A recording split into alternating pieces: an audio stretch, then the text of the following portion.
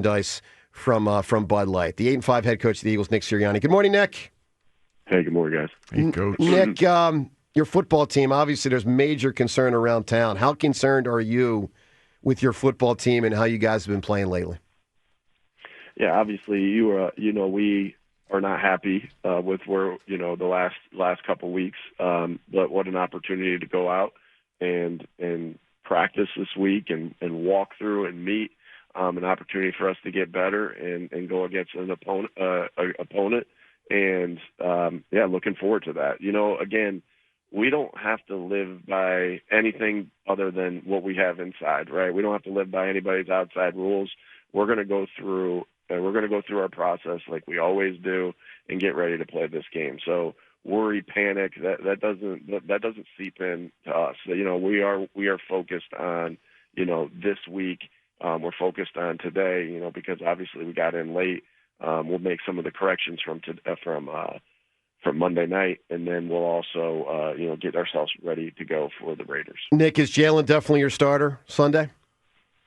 Yeah, absolutely. Is there a possibility later this season, if he continues to struggle, that you can make a change at the quarterback spot?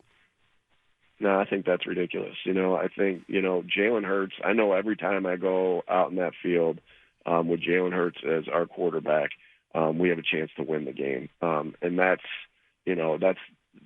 something that's been proven. We've won a lot of football games, and again, we don't ever go into something and assign. This is a team game.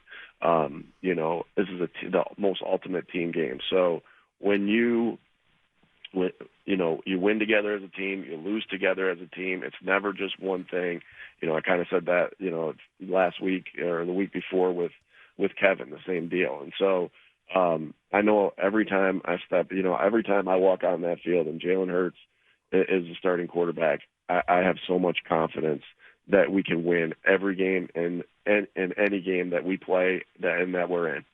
Coach, thank you for saying that's ridiculous. I was hoping Joe will call off the Wolves for a week or two. A week or two Jalen, at the most. Jalen had that explosive run in overtime. How much would you like Jalen to run the ball, in a perfect world, to maximize the offense? Yeah, I think, when you look at that game, we had some, that one was a scramble. I believe that's the one you're referring to. That we had a holding bursty scramble, definitely, yes. Yeah. And so, as far as called runs, it's always mixed into our game plan. We called a couple. They did a good job. Early in the game, we called a couple runs with Jalen, and they did a good job on the front. And so, when you see something like that, and you say to yourself, "Hey, they're not giving us this right now," you look other options. And so, it's all part of our game, and we haven't mixed in, and we haven't mixed into the plan, and we'll have that, from here on out, continuing to mix that into the plan. And Jalen has a very unique ability to extend plays when stuff breaks down, and sometimes that's scrambling, and sometimes that's extending a play to throw the ball down the field, like he had to Darius Cooper there on a 19-yard gain, in there. So, quarterback runs can come in a lot of different ways. Obviously, sometimes it's off a breakdown, sometimes it's off a planned call, and again, we do what we always go into a plan, thinking about the best way to attack, and then you adjust based off of, what you're seeing. And so, always part of the plan, and always will continue to be part of the plan. We hear about it all the time, the instability at the offensive coordinator position, how it can affect a quarterback, on the heels of Jalen's worst game, and as long as we can remember, a lot of people are sort of looking for explanations right now, Coach. How has the offensive coordinator instability over the years affected Jalen Hurts' development? Again, I think I've said this before in the past. Like Jalen, there are these quarterbacks that win a lot. Or head coaches that win a lot. The things that happen is their staff mix up, right? Meaning your guy, Shane gets a job, and Gannon gets a job, and Kellen gets a job, right. and they naturally take people with them. And so that's the nature of this business, and that's the nature of what happens. And so, again, there's always an adjustment. There's no doubt there, but there's also some core principles that we've run since day one here, and we're going to continue to get back to some of those things as well. But there's always an adjustment. There's always an adjustment with that, and so the consistent thing, obviously, through the years has been myself and Jalen. As far as that goes. So, but there's always an adjustment. But we're continuing to, get work in and reps in, just like you have with a new receiver or a new offensive lineman. And, again, I'm excited for the week, this week to get back out there and go again. So how much can you realistically change and improve the offense from where it is? It's because it's been so pedestrian lately. How can you improve? How much can you improve it this season with the time you have left, getting ready for the postseason?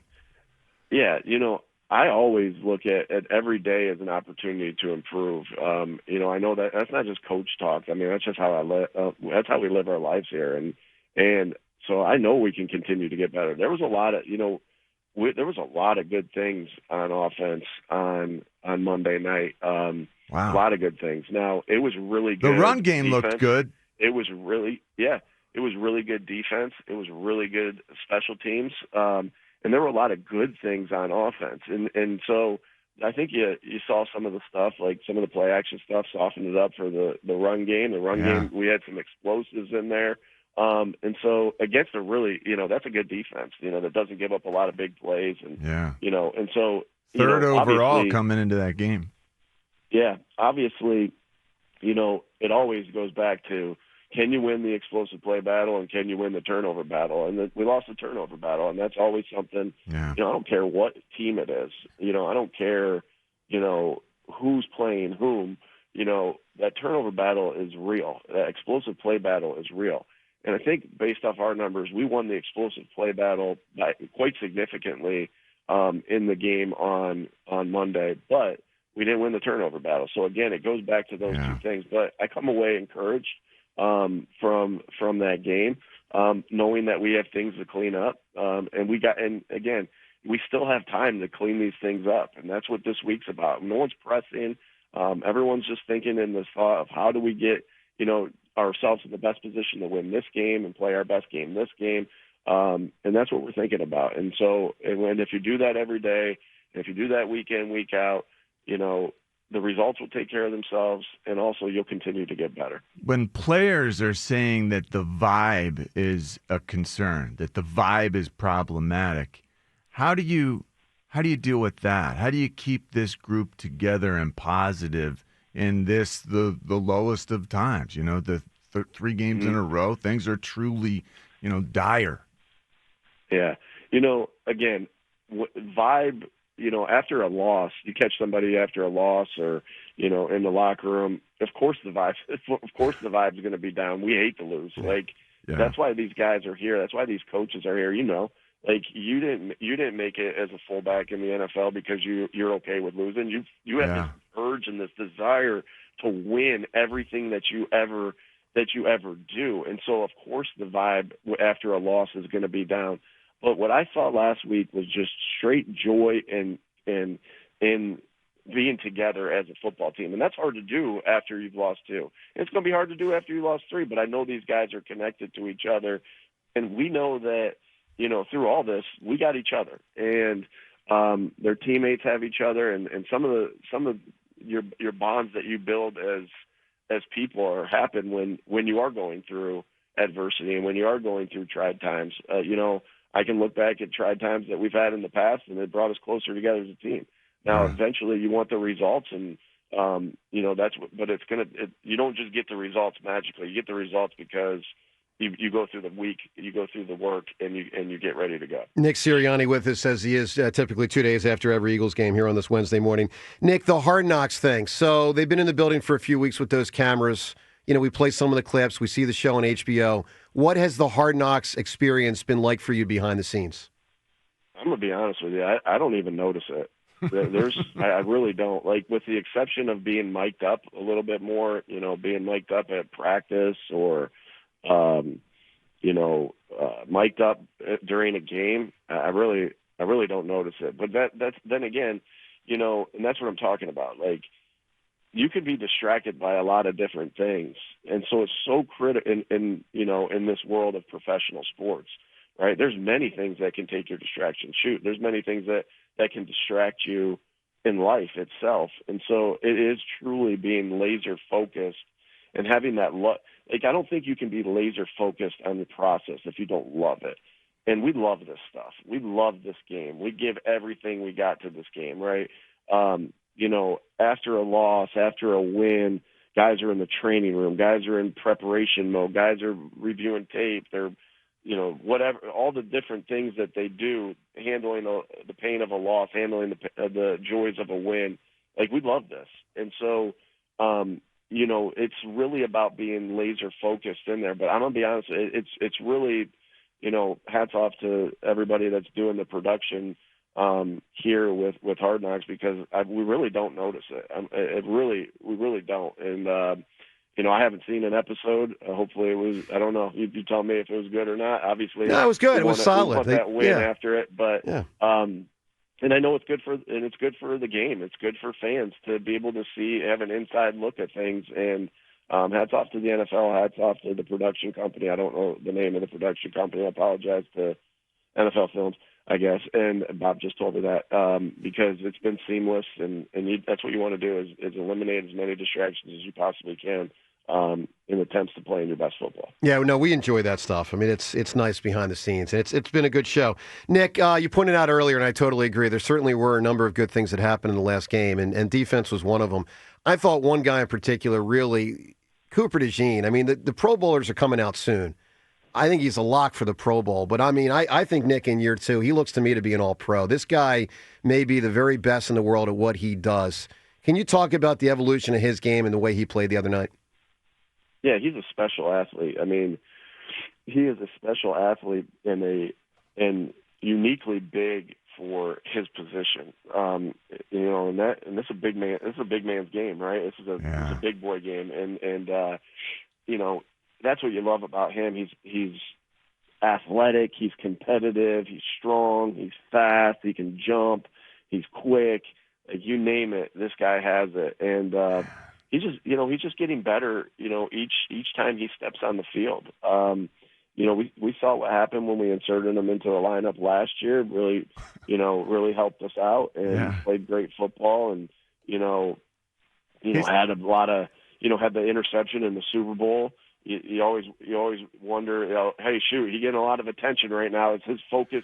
He's getting a lot of love and a lot of attention. Is his sole focus is to get better at football? And it is, right? The guy loves sports. The guy loves football. And that's what you love. And he comes to work. He's the same guy every single day. His consistency is awesome. And he's a very talented player. I hope he gets everything that's coming to him as far as accolades and everything like that. And, I know he'll help us win football games and help us be ready to win this. Truly freaky. You're not supposed to be able to cover man when you're a linebacker, like linebacker size. And not even new age linebacker size. He's bulky. Yeah, no, he's awesome. I mean, covering receivers and then tackling running backs, it's a tremendous combo the way he does it. Phenomenal tackler. Really, the fundamentals of the game, I love the fundamentals of the game. I love them, right? And everything that goes into getting better at it, the things that it takes and this and that. And when you can see his approach angles, when he tackles, how he tackles, right? That's teach tape stuff. That's stuff not only that, you show to the team and say, hey, look at this approach angle. Look how he does this. That helps everybody get better. Shoot, that will be something that when my kids are playing tackle football, well, one of them is, they're going to be seeing Cooper DeJean tape of how to tackle.